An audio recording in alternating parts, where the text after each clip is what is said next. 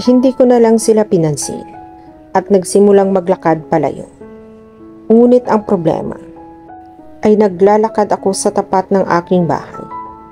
Nakatayo ang mga lalaking iyon sa direksyon ng apartment ko. "Hoy, bumalik ka dito!" Sigaw ng ibang lalaki. Napaatras ako at napatuloy ako sa aking paglalakad. Naririnig ko ang mga yapak nila. Sinusundan nila ako. My God, ano ang dapat kong gawin? Biglang may humawak sa braso ko ng mariin. Lumingon ako at nakita ko ang blonde na lalaki na nakangiti sa akin. "Bitiwan mo ako!" Sigaw ko habang nagpupumigla sa pagkakahawak niya. "Ang ganda. Paano kita iiwan bago kita matikman?" "Hoy, bastos ka. Bitawan mo ang kamay ko.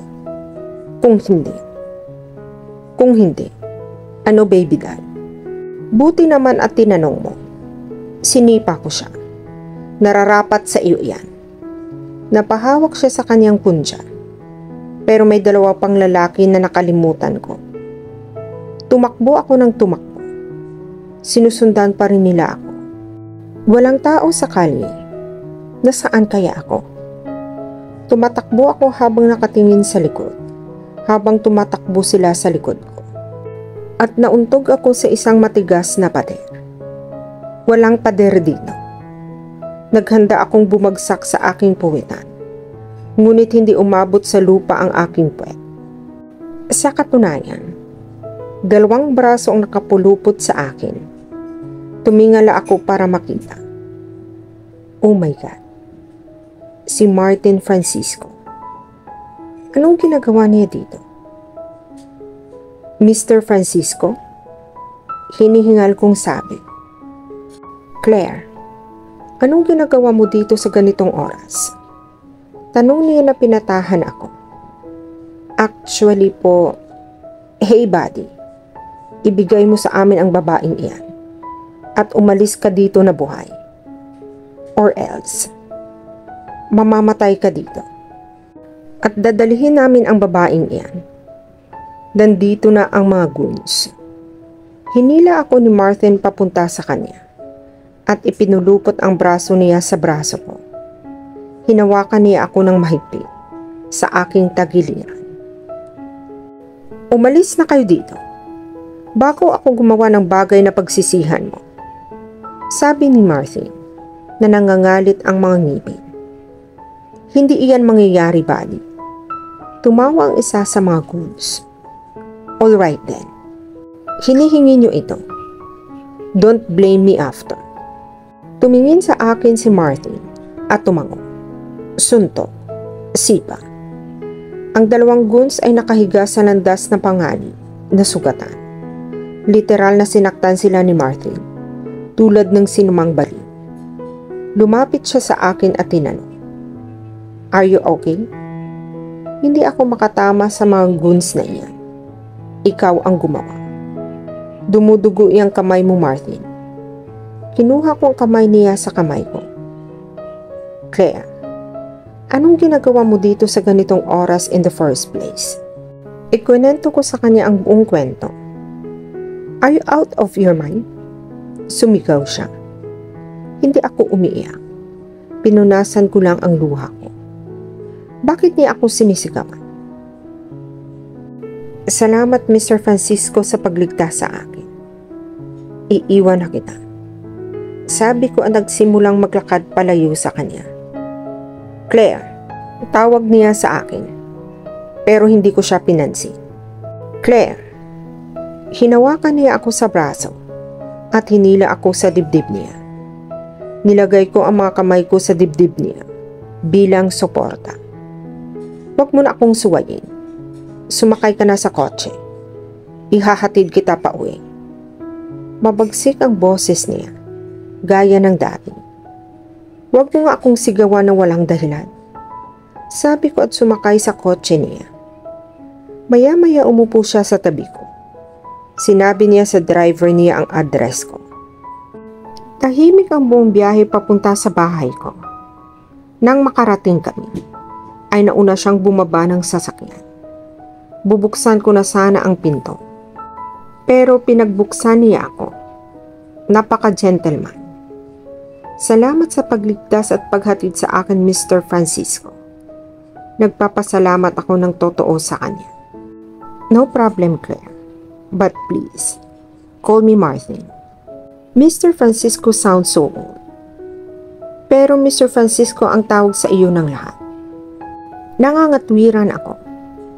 Oo, pero hindi kayo lahat. Ikaw ang PA ko. Nagkibit balikat siya. Magandang gabi, Martin. Sabi ko at aalis na pero pinigilan niya ako. Claire. Yes? Napalingon ako sa kanya.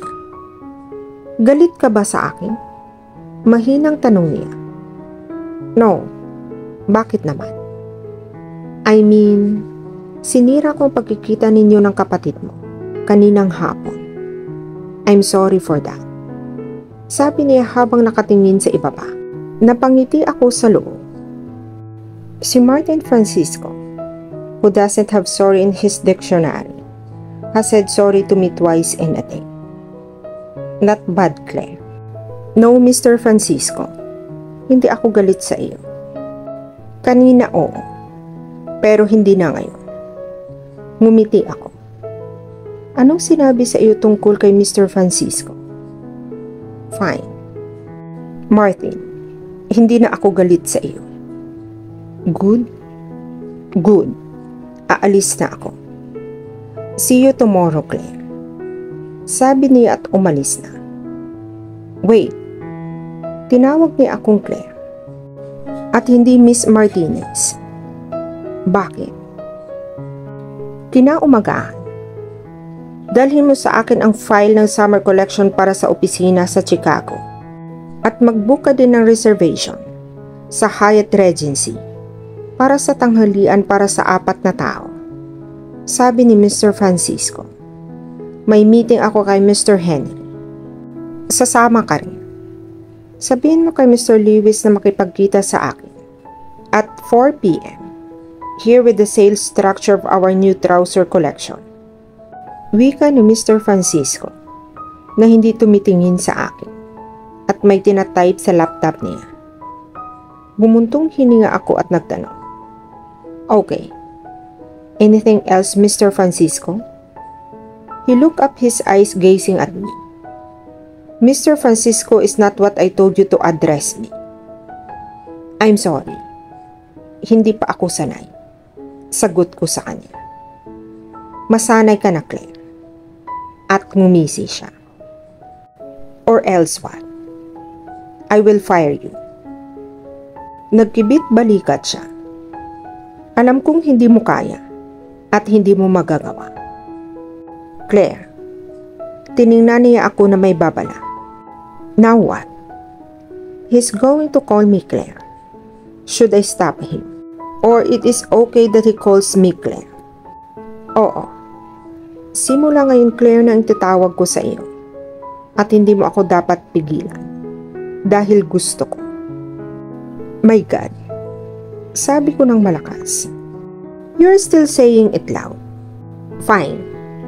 Babalik na ako sa trabaho ko. Bumuntong hininga ako at lumabas na sa kanyang opisina. Pupunta kami ngayon sa lunch meeting sa Hyatt.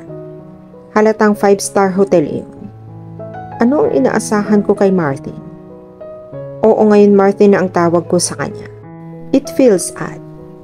Pero yan ang utos niya sa akin. Nandito na po tayo, Mr. Francisco. Anunsyo ng kanyang driver. Pinagbuksan kaming dalawa ng kanyang driver. Hindi na kailangang pagbuksan ako ng pinto. Ako ay isang empleyada lamang. Ngunit nagugustuhan ko ang maliit na espesyal na serbisyong natanggap ko. Nagpasalamat kami sa driver at tumuloy na sa lounge. Binati kami ng manager at tinanggap kami. We sat side by side, keeping the opposite couch of Mr. Lewis, and his secretary talked to him when really required. Mr. Francisco said, looking at the menu, "And may I ask why?" He is not a good man. Too many personal dirty stories. Then, why are you doing business with him? Nagguguluhang tanong ko sa kanya. Magaling siya sa business. That simple. Nagkibit balikat siya. On the cue, dumating si Mr. Lewis kasama ang kanyang sekretarya. Siya ay isang lalaki sa kanyang kalagitnaan na 50. Napaka-fit niya. Mayroon siyang malaking puting balbas. Masyadong napakahalay ang suot ng kanyang sekretarya. Sa tingin ko, siya ay nasa kanyang early 20s. Magandang hapon, Francisco. Sabi ni Mr. Lewis na may pang-asar na mukha. Magandang hapon, Mr. Lewis. Sagot ni Martin. Sino kaya itong magandang babae? Tumingin siya sa akin na may purong pagnanasa sa kanyang mga mata. At naiinis ako sa kanya. She is my personal assistant, Claire Martinez.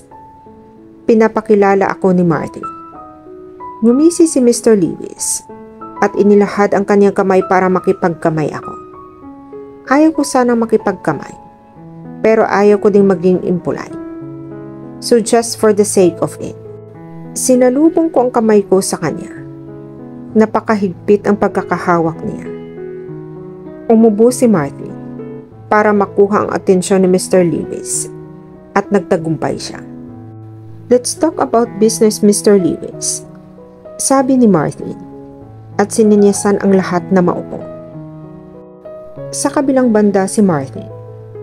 After 2 hours of discussion, explaining, understanding, Mr. Lewis decided to supply his goods which are raw material for my company at the lowest cost than my other competitors. Hindi ko nakalimutang pansinin ang discomfort ni Claire. Sa tuwing binubuksan at kausapin siya ni Mr. Lewis, sasagot siya na walang tono.